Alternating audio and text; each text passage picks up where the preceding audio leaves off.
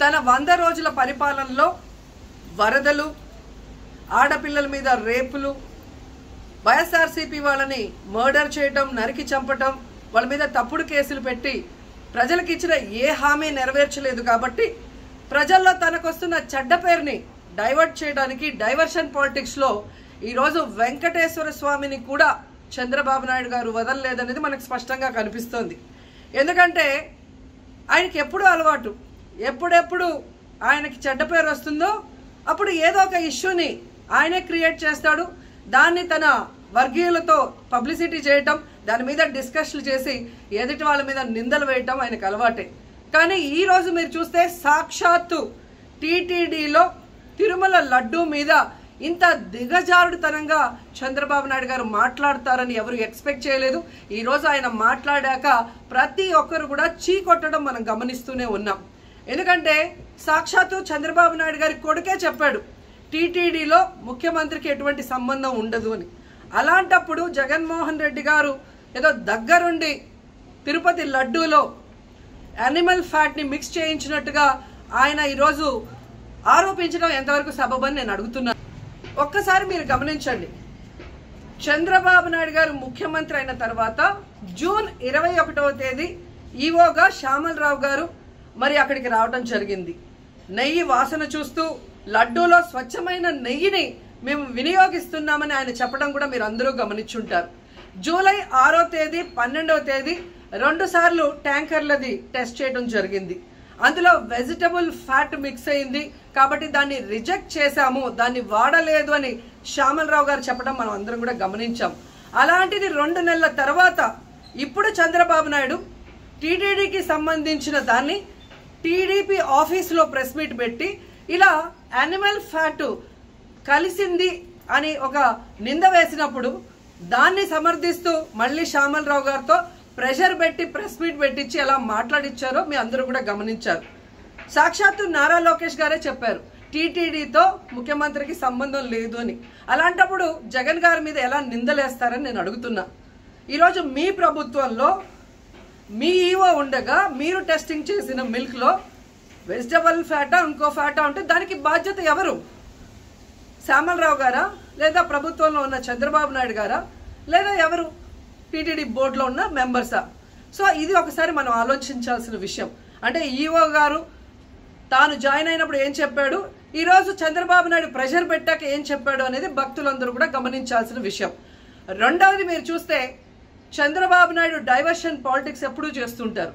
అలాగే ఈరోజు ఆ తిరుమల కొండ మీదకి జగనన్న అధికారంలో ఉన్నప్పుడు మోడీ గారు వచ్చారు, అమిత్ షా గారు వచ్చారు, ఎక్స్ సీజే రమణ గారు వచ్చారు, ప్రెసెంట్ సీజే గారు వచ్చారు.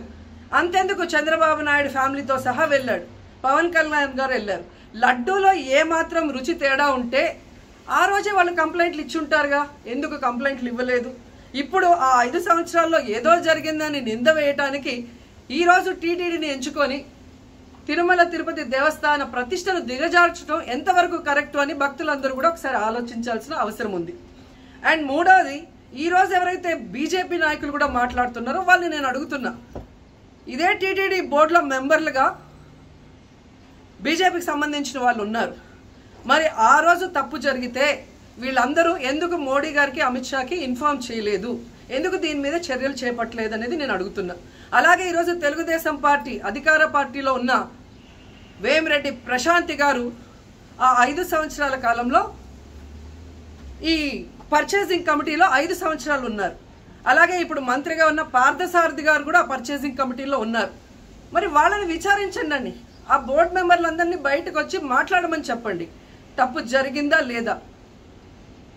ఈరోజు ఇంతమంది గొప్ప గొప్ప వాళ్ళు తిరుమలకు పోయి లడ్డు తిన్నా జరగని తప్పు వాళ్ళ పర్చేస్ కమిటీలో ఉన్న వాళ్ళు జనసేన పార్టీ తెలుగుదేశం పార్టీలో చేరిన వాళ్ళని మాట్లాడకుండా కేవలం జగన్ గారిని టార్గెట్ చేసి మాట్లాడటం చూస్తే రాజకీయ లబ్ధి కోసం తిరుమల పవిత్రను భ్రష్టు పట్టిస్తూ ఈరోజు చంద్రబాబు నాయుడు చేస్తున్న నీచ నికృష్ట రాజకీయాలు అందరూ కూడా గమనించి ఆ చంద్రబాబు నాయుడికి బుద్ధి చెప్పమని కోరుకుంటున్నా. ఇక ఫైనల్గా తనని ఎవరో నమ్మరు అనుకున్నప్పుడు పవన్ కళ్యాణ్ గారిని ఫ్రేమ్లోకి తీసుకురావడం చూస్తున్నాం. ఇది కూడా మనం అందరూ కూడా గమనించాలి. ఎందుకంటే ప్రాయశ్చిత్త దీక్ష చేస్తున్నానని పవన్ కళ్యాణ్ అంటున్నారు. ప్రాయశ్చిత్త దీక్ష ఎవరు చేస్తారు? తప్పు చేసిన వాళ్ళు చేస్తారు. అంటే చంద్రబాబు నాయుడు తప్పు చేశాడు, ఇది అబద్ధం, ఈ లడ్డూలో కల్తీ జరగలేదు, ఇది నాకెక్కడొచ్చి ఆ పాపం చుట్టుకుంటుందన్న భయంతో పవన్ కళ్యాణ్ ప్రాయశ్చిత్త దీక్ష చేస్తున్నారనేది ఈరోజు మాకు అందరికీ అర్థమవుతున్న విషయం. ఎందుకంటే ఈ రాష్ట్రంలో తిరుమల కొండ మీద 1000 కాళ్ళ మండపాన్ని కొట్టేసింది చంద్రబాబు నాయుడు. దుర్గా గుడిలో క్షుద్ర పూజలు చేయించింది చంద్రబాబు నాయుడు. విజయవాడలో 25కు పైగా పవిత్రమైన దేవాలయాల్ని కూర్చింది చంద్రబాబు నాయుడు. పూజల్లో బూట్లు వేసుకొని పూజలు చేస్తూ అన్ని తొక్కేసింది చంద్రబాబు నాయుడు గారు. ఇలాంటి చంద్రబాబు నాయుడు కోసం ఎన్ని ప్రాయశ్చిత్త దీక్షలు చేసినా ఆయనైతే దేవుడు క్షమించడు, అలాగే హిందువులు కూడా చంద్రబాబు నాయుడిని క్షమించరు. ఆ పాపం నుంచి తప్పించుకోవడానికి పవన్ కళ్యాణ్ చేస్తున్న ఈ 11 రోజుల ప్రాయశ్చిత్త దీక్ష పవన్ కళ్యాణ్కి మాత్రమే పనికొస్తుంది. కాబట్టి ఇకనైనా తిరుమల తిరుపతి దేవస్థానాన్ని అడ్డం పెట్టుకొని జగనన్న మీద దుమ్మెత్తి పోసే కార్యక్రమాల్లో ప్రతిష్టగా దిగజారిస్తే తిరుపతి అమ్మాయిగా నేను ఊరుకునేది లేదని కూడా ఈ సందర్భంగా తెలియజేసుకుంటున్నాను. ఈ రిపోర్ట్ బయటకు వచ్చినప్పుడు ఏం చెప్పు ఉండాల్సింది గత ముఖ్యమంత్రి గారు? నేను ఏ రోజు కూడా మీరు చూశారు, ఇది ప్రభుత్వం, మన కొత్త ప్రభుత్వంలోకి వచ్చాం, ఇది వెండెట్టా ప్రభుత్వం కాదు, ఇది పగా ప్రతీకారాల ప్రభుత్వం కాదు ఇది. కానీ తప్పు జరుగుతుంటే మటుకు చేతులు కట్టుకొని చూసే ప్రభుత్వం కూడా కాదు. అది మీకు చాలా పగడ్బందీగా తెలియజేస్తున్నాను విషయం. అలాంటిది మా మీద ఎన్నో మాట్లాడినా మేము ఎప్పుడు మాట్లాడలా. రామతీర్థం గురించి జరిగినప్పుడు కూడా మేము మాట్లాడలా. కానీ ఈ రోజున రిపీట్ అయిపోతున్నాయి మిస్టేక్స్. అలవాటైపోయింది, ఆలవాలం అయిపోయింది. ఇంక ఇక్కడితో ఆగాలి. ఇది ఎప్పుడే ఫుల్ స్టాప్ టు దిస్. దీంట్లో ఒకరు నిందించట్లా. టీటీడీ బోర్డు ఉంది, వైసీపీ కాన్స్టిట్యూట్ చేసిన టీటీడీ బోర్డు ఉంది.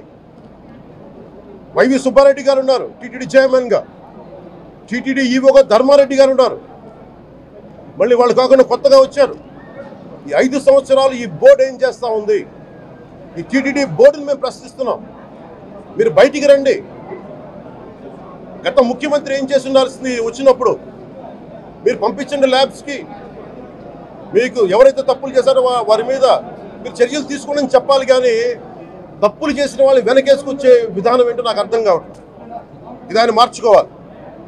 అంతేగాని మీరు అస్థిరత చేసే ఆలోచన కానే కాదు. ఇదే మీరు ఊహించండి. ఇంకా ఏ ధర్మం మీదైనా సరే ఇలాంటి అపవిత్రం ఒక చర్చి మీద జరిగిన, ఒక మస్జిద్ మీద జరిగిన దేశం అల్లకల్లోలం చేసేస్తారు. ప్రపంచం అంతా మాట్లాడతారు, గ్లోబల్ న్యూస్ అయిపోద్ది. కానీ దేశంలో కోట్లాది మంది హిందువులు అపవిత్రమైతే, ఈ ప్రసాదం అపవిత్రమైతే ఒక్కరు కూడా మాట్లాడకూడదు. ఇది సెక్యులర్ వ్యవస్థకు విఘాతం. అంటే హిందువులకి మనోభావాలు ఉండవా? ఇది ఒక్కరు నిందించట్లా. అసలు మీరు ప్రస్తావన చేయకూడదు, ఇది తప్పు, ఇది మాట్లాడకూడదంటే ఎట్లా? ఇదే వేరే మతానికి మీరు అన్వయిస్తారా? నేను అన్ని మతాలని సమానంగా గౌరవించేవాడిని, ఇస్లాంని గౌరవించేవాడిని, క్రిస్టియానిటీని గౌరవించేవాళ్ళం మేమందరం. సనాతన ధర్మం అని మొత్తుకుంటున్నాం. దేనికి సనాతన ధర్మం అంటే? సనాతన ధర్మానికి ఒకరు ప్రారంభించింది కాదు. ఇది ఒక వ్యక్తి ఒక కూర్చోబెట్టి ఒకరు స్టార్ట్ చేసింది కాదు. ఇది కొన్ని వేలాది సంవత్సరాలుగా అన్ని మతాలని, అన్ని విశ్వాసాలని అలింగనం చేసుకున్న నేల ఇది. అలాంటి విశ్వాసాలకి దగ్గర తీసుకున్న ఈ నేల మీద ఇలాంటి అపవిత్రం జరిగితే, రిపీటెడ్గా జరిగితే, ఒకసారి కాదు 2 సార్లు కాదు, రిపీటెడ్గా జరిగితే ఇప్పుడు కూడా మాట్లాడకూడదంటే అది తప్పు చేసిన వాళ్ళం అవుతాం. మేము దోషులకి శిక్ష పడాలి. ఫుడ్ అడల్టరేషన్ ఇది మేము కాదంటలా. టీటీడీ బోర్డు అప్పుడు టీటీడీ బోర్డు బాధ్యత తీసుకోవాలి. పొలిటికల్గా వచ్చి అలంకారప్రాయంగా ఒక్కొక్కళ్ళు వచ్చేసి దర్శనాలకి టికెట్లు ఇవ్వడానికి మీరు బోర్డు మెంబర్స్ అవ్వలేదు. మీరు ఎవరు చైర్మన్ కానీ ఈవో కానీ. మీరు అక్కడ ధర్మాన్ని పరిరక్షించాలి. మీరు అక్కడ మీ ఇష్టాలకి మీరు కూర్చోబెట్టి మీ ఇష్టాలకి కాంట్రాక్ట్లు ఇచ్చుకోవడానికి మీరు టీటీడీ బోర్డుకి మీరు వెళ్ళలేదు. మీరందరూ, మీ అందరికీ బాధ్యత ఉంది. మీరు నిర్ణయించుకోవాలి. ఎవరికి కోపాలు రావు, ఎవరికి వేదన రాదు, ఎవరికి బాధలు రావుంటే కుదరదు. వస్తాయి బాధలు, వేదన ఉంది, మాట్లాడతాం. మర్చిపోకండి ఎవరు. గత ముఖ్యమంత్రి గారు కూడా నేను చేస్తా ఉన్నాను, జగన్మోహన్ రెడ్డి గారికి కూడా. ఇదే చర్చికి జరిగితే మీరు ఊరుకుంటారా? ఒక మసీదుకి జరిగితే ఊరుకుంటారా? ఒక తిరుమలకు జరిగినప్పుడు ఎందుకు వెనకేసుకొస్తారు? రాకండి. ఏ మతం మీద దాడి జరిగినా సంపూర్ణంగా నాతో సహా మేము ఖండిస్తాం, బయటకు వస్తాం. ఇస్లాం మీద దాడి జరిగితే మేము మాట్లాడతాం, క్రిస్టియానిటీ మీద దాడి జరిగితే మేము మాట్లాడతాం, హిందూ ధర్మం మీద, సనాతన ధర్మం మీద దాడి జరిగితే కూడా నేను మాట్లాడతాను. ఇది మొదటిసారి కాదు, మేమందరం మాట్లాడతాం. ఇది ప్రాథమిక హక్కు. ఇది పరస్పర విశ్వాసాలను గౌరవించుకోవడం చాలా చాలా అవసరం. ఇది అందరికీ తెలియజేస్తున్నాను. ఇది దోషులకి కఠిన శిక్ష పడాలి. అలాగే ముఖ్యమంత్రి గారికి కూడా నేను తెలియజేసుకున్నాను, చంద్రబాబు నాయుడు గారికి కూడా క్యాబినెట్ మీటింగ్ జరగాలి, అసెంబ్లీలో చర్చ జరగాలి. అసలు టీటీడీ ట్రస్ట్లో ఎన్ని అవకతవకలు జరిగినాయి, దీని మీద కూలంకషంగా దీని మీద చర్చలు జరగాలి. అలాగే నిన్న అందరూ మీడియా పెద్దలు కూడా అడుగుతూ ఉన్నారు, అధిపతులు, పత్రికాధిపతులు కూడా అడుగుతూ ఉన్నారు, మీడియా వారు కూడా అడుగుతున్నారు, దీన్ని సిబిఐకి తీసుకెళ్లాలా లేదా అనేది. అది గౌరవ ముఖ్యమంత్రి గారు నిర్ణయం తీసుకోమని. మీరు ఏ నిర్ణయం తీసుకున్నా క్యాబినెట్ మీ వెనకాల ఉంటుంది, ప్రజలు మీ వెనకే ఉంటారు. ఇది ఇక్కడితో ఆగాలని మనస్ఫూర్తిగా నేను కోరుకుంటున్నాను. అలాగే 40 సంవత్సరాలుగా కర్ణాటకలోని గీ కంపెనీకి ఇస్తూ ఉన్నారు. 15,000 కేజీలు అవసరం అవుతుంది నెయ్యి, మనకి స్వచ్ఛమైన నెయ్యి. అలాంటిది వీళ్ళు 1000 రూపాయలు కొన్నదాన్ని వీళ్ళు 360 రూపాయలకే వస్తుందని చెప్పి ఎవరో మిడిల్ మ్యాన్ వచ్చి చెప్పారు. ఆ మిడిల్ మ్యాన్ ఎవరు? దీని మీద సంతకం పెట్టింది ఎవరు? మీరు 1,00,000 లడ్డూలు మీరు అయోధ్యగా పంపించినప్పుడు మాట్లాడింది ఎవరు?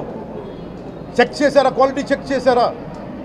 కోట్లాది మంది భగవంతుణ్ణి విశ్వాసం ప్రకటించే ప్రతి ఒక్కరి ఈ రోజున బాధకు గురయ్యారు. నాకు నిజంగా ఇంకో వేదన కూడా ఉంది. ఇది ఇంకొకరు నిందించట్లా. తిరుమలలో ఉండే ఇంతమంది సేవ చేసుకునే వ్యక్తులు కానీ మీరందరూ హిందువులే కదా. మీరందరూ టీటీడీలో ఉండే వందలాది మంది ఎంప్లాయీలు, మీకు ఉద్యోగులు, వేలాది మంది ఉద్యోగులు, మీరందరూ ఏం చేస్తున్నారు? మీరు హిందువులు కాదా? మీరు స్వామివారికి అపవిత్రం జరుగుతూ ఉంటే మీరు కల్తీ జరుగుతుంది మీకు తెలిసి కూడా మీరు ఎందుకు కాముకున్నారు? భయపడ్డారా? వైసీపీ అంటే వైవి సుబ్బారెడ్డి గారంటే భయపడ్డారా? ధర్మారెడ్డి గారంటే భయపడ్డారా? ఏ స్వామి అయితే మీకు ఆశ్రయం ఇచ్చారో ఆ స్వామికి అపవిత్రం జరుగుతూ ఉంటే మీరందరూ కామ్గా కూర్చునే మీకు ఎలా వచ్చింది మీకు?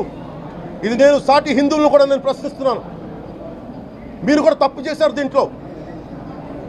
ఇది ముందుగా ప్రతి హిందువు గౌరవించాల్సింది. దీన్ని మీ మతాన్ని మీరు గౌరవించుకోండి ఫస్ట్. ప్రతి హిందూ నేర్చుకోవాలి. ఇది ప్రతి హిందూ ఆత్మపరిశీలన చేసుకోవాలి. మీరు బయటికి రావాలి. తప్పు జరుగుతూ ఉంటే కూర్చొని చేతులు కట్టుకొని మనకెందుకులే అంటే ఇలాగే ఉంటాయి. ఇది మారాలి. ఇది అందుకు నేను కూడా దీంట్లో భాగమే. కాబట్టి నిజంగా నాకు ఇన్ని సమస్యలు చెప్పారు ఇన్ని సంవత్సరాలుగా. వైసీపీ మీద పోరాటాలు చేస్తున్న, రోడ్లు బాగలేదంటే మాట్లాడాం, రైతుకి సమస్యలు వస్తే మాట్లాడాం, గుడులు అపవిత్రం చేస్తుంటే మాట్లాడాం. కానీ ఏ ఒక్కరు కూడా బలంగా కూర్చొని టీటీడీ ఉద్యోగులు ఎవరైనా సరే ఇలా జరుగుతుంది అని తెలిసి కూడా కామ్కున్నారంటే మీరు మహా అపరాధం చేశారు. ఆ మహా అపరాధానికి నేను కూడా నాకు సంబంధం లేకపోయినా ఈరోజు నేను ప్రాయశ్చిత దీక్ష మొదలుపెట్టాను. ఈరోజు 11 రోజులు స్వామివారికి నేను క్షమాపణలు కోరుకుంటూ దీక్ష తీసుకుంటున్నాను. ఇది మారాలి, భవిష్యత్తు ఇలా ఉండకూడదు అని కోరుకుంటూ సెలవు తీసుకున్నాను. నమో వెంకటేశాయ.